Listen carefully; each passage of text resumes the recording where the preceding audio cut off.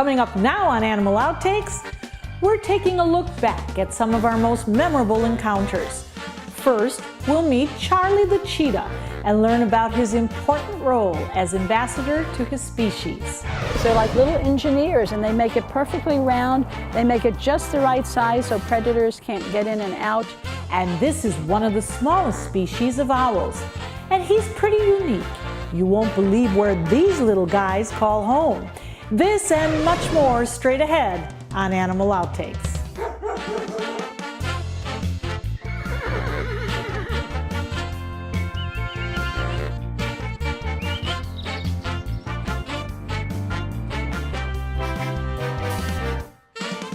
Hello and welcome to Animal Outtakes. I'm Marcia Panucci, and this is my best friend, Zeus. This big cat can certainly outrun you, Zeus. In fact, cheetahs are the fastest land animal, but they are also racing towards possible extinction. This according to the latest cheetah population tally. One conservation facility is hoping its work will give folks a better understanding of this magnificent animal and to get involved to hopefully slow down the pace of their extinction.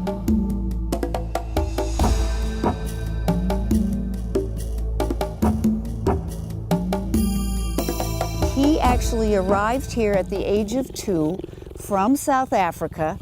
He's here to be an ambassador for his species, so that people can see cheetahs up close.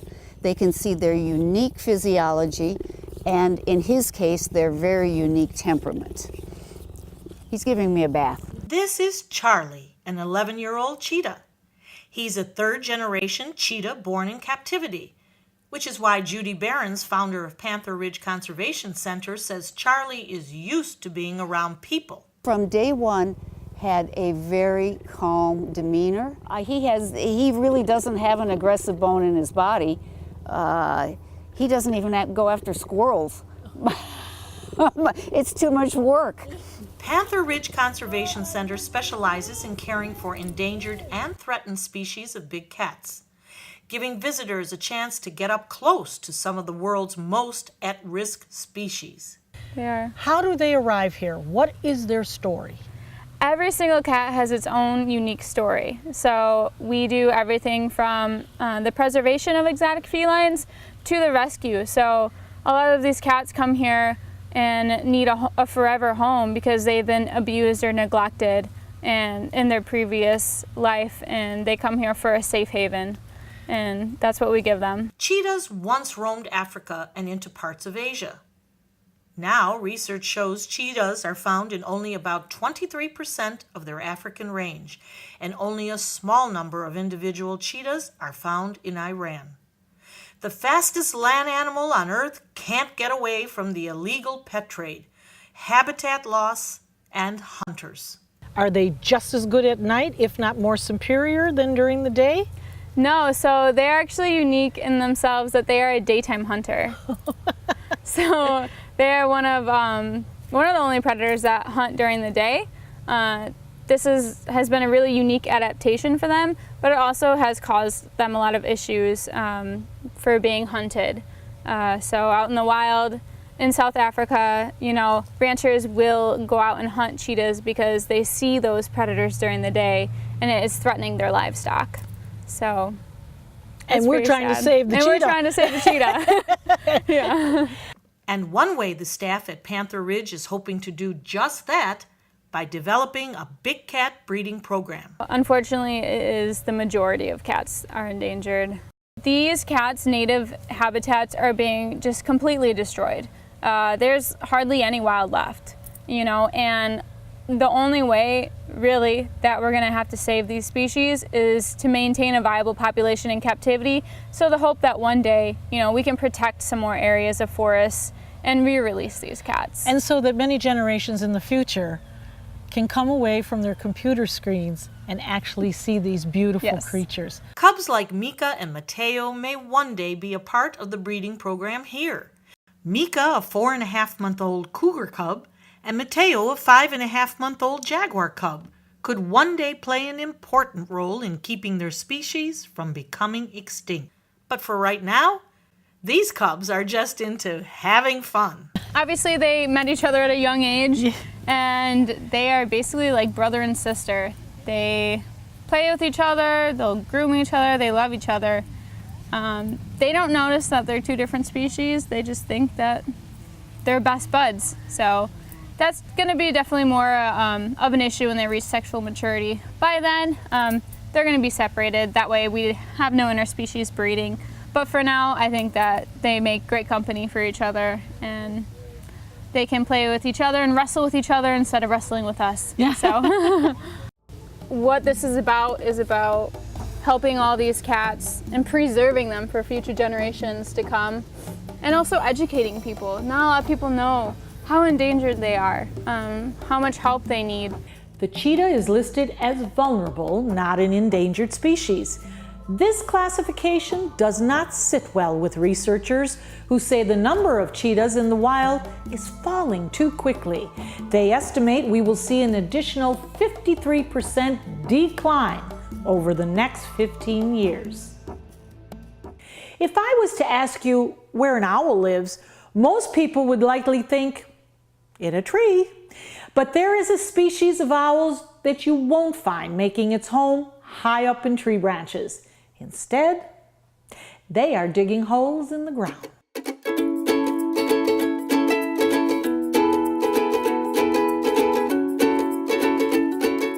Next to a busy and noisy road in Cape Coral, Florida, full of construction equipment and people, this certainly is not a place you would expect to find the largest population of the burrowing owl in the state. And you won't be looking up to see this species. You need to look down. Why is Cape Coral appearing to be the capital for burrowing owls? We are the capital, and we're very proud of that. And the reason for that is when Cape Coral was developed, they cleared all the land before the EPA existed. And so they dug 400 miles of canals, they put sand everywhere, and that is natural habitat for the owls. So it's easy digging. And so the owls that were around maybe in Fort Myers or in cow pastures, they said, oh, let's go to Cape Coral, easy digging. And that's how we ended up with such a great population of burrowing owls. Now, as we walked over to his little burrow, that head was following us. Obviously the eyes, which must be very keen. But that neck was moving around and around. Is that usual for them? Yeah, owls can turn their head because they don't have the eye muscles that humans have, so it's not like I can look to the side or look to the left. So they literally have to turn their head to see you because they don't have those eye muscles that we have. So they can turn their head almost upside down, all the way to halfway around to look at you. And that's the reason they get into these funny little poses. Now, we are so used to animals in the wild shying away from us, being scared. We rarely in the wild are able to get up so close to this type of animal. Why is he letting us come so close? Owls are, I won't say social in nature, but when they get used to people, they let you approach them. And this particular burrow, there's always people walking by, so they get used to that movement. You know, there's dogs walking by, there's people walking by, so they know that they're not threatened. But other owls that live out further in nature, if you were to approach them because they're not used to people and they see you as a threat, they're very skittish and they would not have the same reaction. So, like anything else, owls have personalities just like people. Some are friendlier, some are not. Well, I would say he's very trusting of us, He is isn't very trusting of us. Very, very trusting. Now, is this how he spends his day, kind of peering out on his porch of the burrow? And what does he do? At this point in time, because it probably is hot for him, so when it's hot, they stay in the burrows where it's much cooler. Also, we are in a drought, so the grass is very low and there's no protection for him. But typically they'll come out to hunt early dusk and dawn, you know, just at the sunrise and sun setting. When the bugs start to come out, that's when they come and do their hunting, or during the nighttime. And so during the daytime, they're also resting because they've been hunting all night. Now, these burrows, I mean, we're looking at the threshold here of the burrow, But it looks very deep and long, is it? It is very deep and long, and the longer they stay in the burrow, the deeper that burrow, I wouldn't say deeper, the longer it gets. Those burrows can go 10 feet long. So it's not just a hole in the ground, they actually burrow tunnels. And they're doing that all by themselves. All by themselves with their two little legs. They're like little engineers, and they make it perfectly round. They make it just the right size so predators can't get in and out. There's only one hole in, one hole out. They don't want a second hole because otherwise predators can come and get in there. They're so cute and harmless, and they do so good for the community and for wildlife and for keeping our insect population down, our rat population down. They're the exterminators you don't have to pay. Why are we concerned about the burrowing owl? So many other things in this world to be concerned about. But you're concerned about this darling creature that we're looking at here. Why? You just said it, they're darling. But we are concerned because it is part of the chain of life. And so if you see one species disappear, you see the next species and the next species, and you're seeing it across the world. So somewhere we need to take action to preserve. I hope that my grandchildren will be able to stand here and see a burrowing owl in the wild as opposed to having to go to a zoo to see one. And that's what it's all about, is education and preservation, conservation, living together with nature. Nature was here First. The burrowing owl is a federally protected species. Even disturbing their burrow is illegal and can result in a heavy fine. Cape Coral Friends of Wildlife is dedicated to raising awareness and protecting the burrowing owl. As the community of Cape Coral grows, the group encourages residents to start their own burrows in their yards in the hopes of attracting the owls. And coming up, Dogs today are part of our family. They are family members, and they deserve the best in medical care that we can give them. we'll tell you how your pet can give the gift of life to an animal in need. Every dog deserves a lifelong loving home.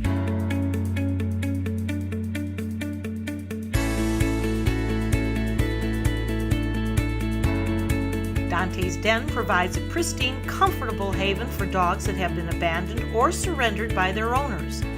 We ensure that every pup in our Joyful Dogs adoption program receives lots of love and attention, is properly immunized, spayed or neutered, and is in good health. Prospective pet parents undergo a thorough adoption review to ensure a lifetime of love and care. Find your new furry best friend at Dante's Den. For more information, go to dantesden.org or call 844-DANTES-DEN. Dante's Den, continuing the love. Welcome back. Just like us, sometimes an animal is in need of a blood transfusion. And if it wasn't for donors, well, that animal might not survive. We met up with some life-saving dogs who probably don't realize what heroes they truly are.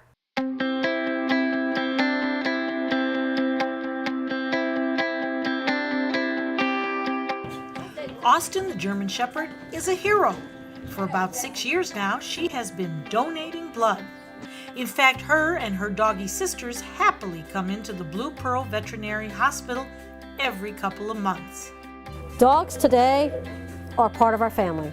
They are family members, and they deserve the best in medical care that we can give them. And having the blood available helps save their lives. And that's what it's all about, saving lives.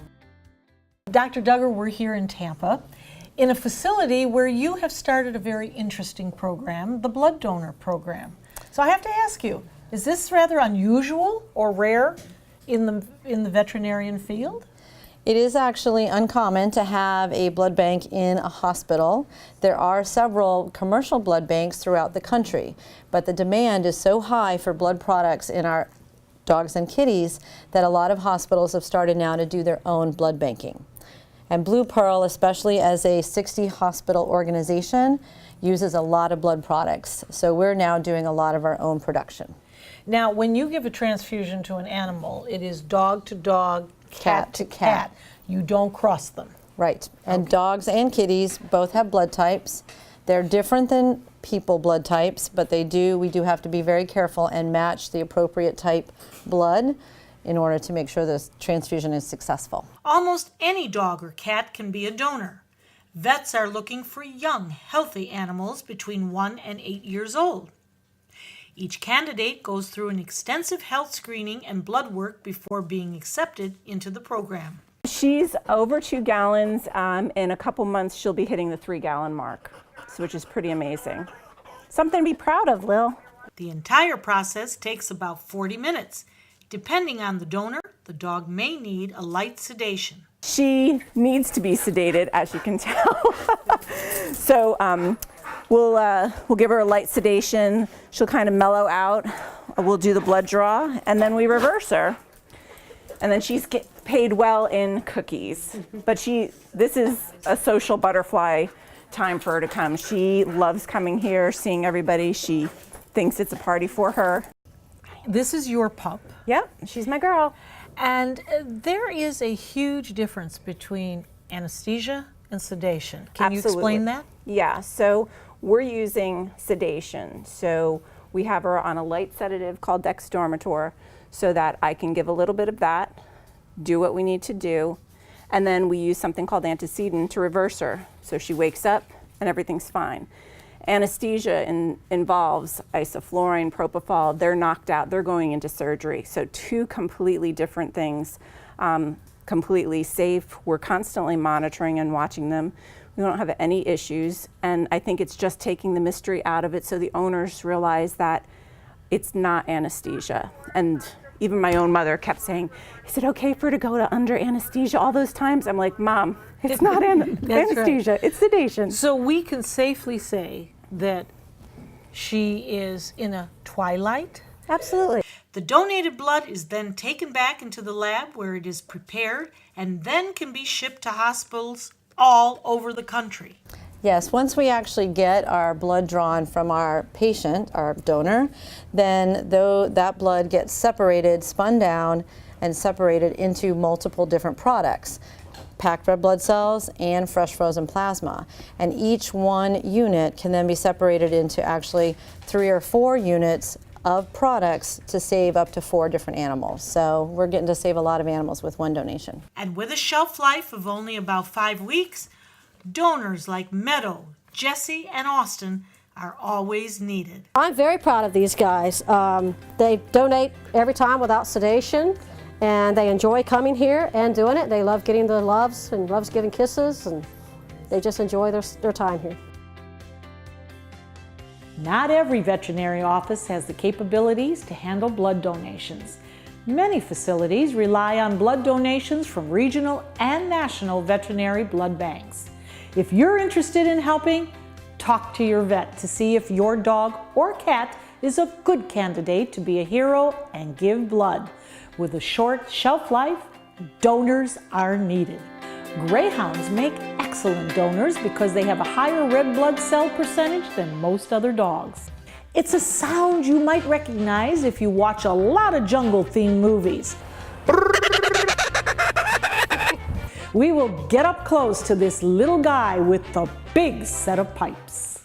You can be sure your furry friend continues to be loved and cared for even when you can no longer be there for them. Dante's Den provides a permanent, loving home for dogs whose owners have set up a lifetime care program for their beloved companion. We honor the trust placed in us by providing loving care, spacious dens, on-site veterinary care, and plenty of room to run and play. For more information, go to dantesden.org or call 844-DANTES-DEN. Dante's Den, continuing the love.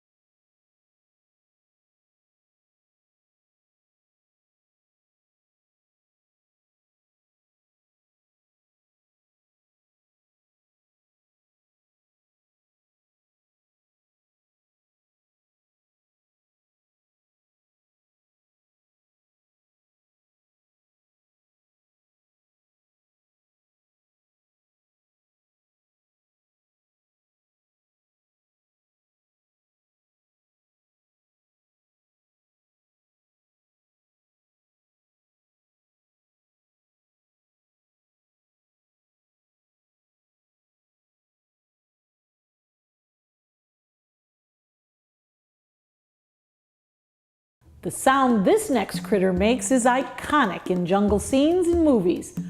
Most people would believe it was a monkey making the sounds in the background, but it's likely a small bird called a kookaburra.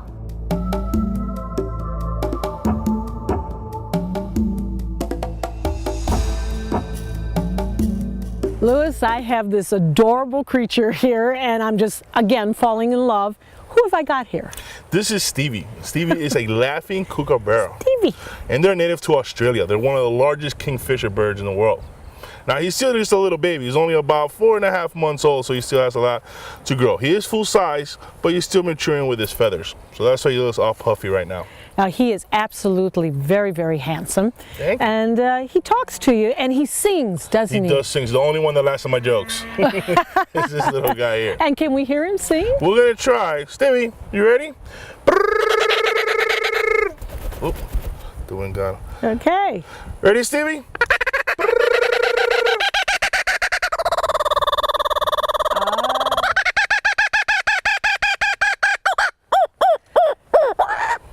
Oh, I think there was a little Puccini in there right at the end. Yes, absolutely.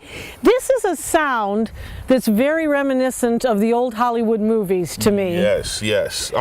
Most jungle movies that we see the camera going through the jungle, but we never see monkeys jumping around, but we do hear the noise.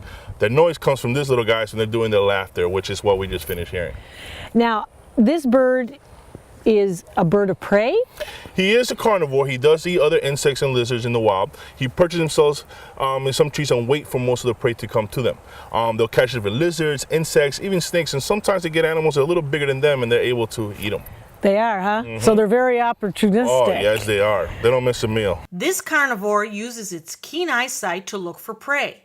When it sees a snake or an insect, it will smack it on the ground or drop it from high up in the air to immobilize it. Then the kookaburra swallows its food whole. He is just absolutely so gorgeous here, but this beautiful body is really a good camouflage for him, is it not? Yes, it is. They live in the forest type areas in Australia, and the males and the females look very similar. The males usually have the more blue feathers on the sides, and the females are usually a little bigger, but they're very similar and they blend in very well with their environment. And you know, he is just so comfortable. You've raised him, haven't you? I've raised this little guy since he was just a few weeks old. He came to us. People that had him before thought it was a cool idea to have a kookaburra as a pet, until he does a little sound that he does first thing in the morning. And it does not become fun. He'll do it 2 or 3 times first thing in the morning and at night, but they could do it randomly throughout the day. And you cannot shut them down. You cannot tell them stop it like you can do with a little dog start barking. So unfortunately, they become a bit of a headache because it's too loud, and then they don't want them. And that happens to a lot of birds like this, even with parrots. When they start making a lot of noise, yes, they're like, this is not fun no more. It's not as cute as it is, and that's how I was able to acquire this little guy. He must be very safe and confident with you, Luis, because he is not grabbing on at all to my hand. He's just kind of resting there. He's just very peaceful. He's taking in the beautiful weather, yes, and he's talking to us, yes. Can you sing a little more? Can you sing? Stevie. That's it. It's a little one this time. That was a little one. Well, I'll tell you, it's music to our ears. And what a wonderful adventure this is, to be so close to this beautiful, beautiful bird. As we heard, they are noisy, and their laughing usually happens in the morning and evening, which has earned the kookaburra the nickname Bushman's Alarm Clock. We'll be right back. Many active duty servicemen and women face a dilemma as they prepare for deployment. Who will look after their canine companion until they return? Dante's Den provides temporary boarding for their dogs as they serve. We honor the trust placed in us by members of the armed forces by giving their furry friends loving care, spacious dens, on-site veterinary care, and plenty of room to run and play. For more information, go to dantesden.org or call 844-DANTES-DEN.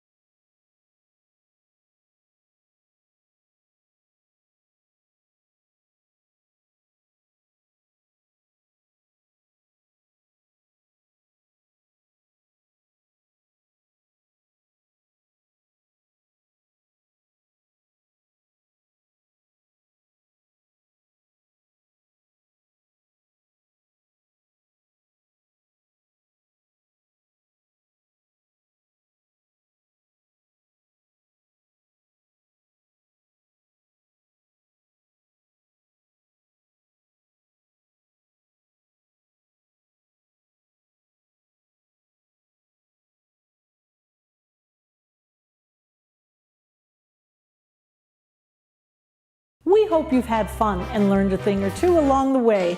Zeus and I enjoyed looking back at some of our interesting animal encounters. We'll be back here again next week with even more animals and some wild adventures. Until then, thanks for watching. As antitoxins that help fight off antioxidants. I stumble over that one every time. This is honey has antitoxins. Give it. Antioxidants. Got it. Antioxidants. Okay. Oh!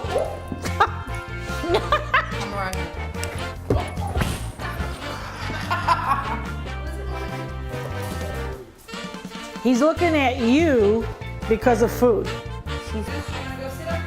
Zeus, you know, he's taking this celeb business a little too hard.